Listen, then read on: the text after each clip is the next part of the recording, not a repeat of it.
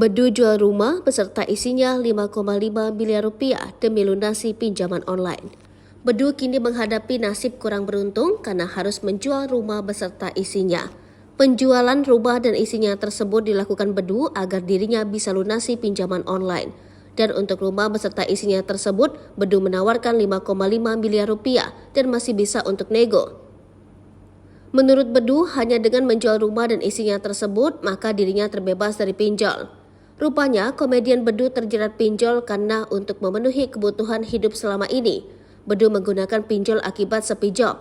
Namun, bunga dari pinjol tersebut sangat tinggi sehingga terus membengkak.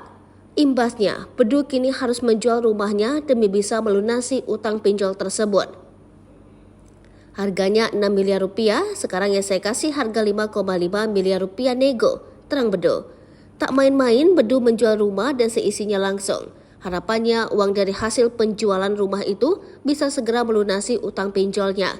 Diketahui pinjol memang menjadi jalan yang ditempuh oleh banyak orang saat ini, namun tidak jarang menyebabkan masalah di kemudian hari.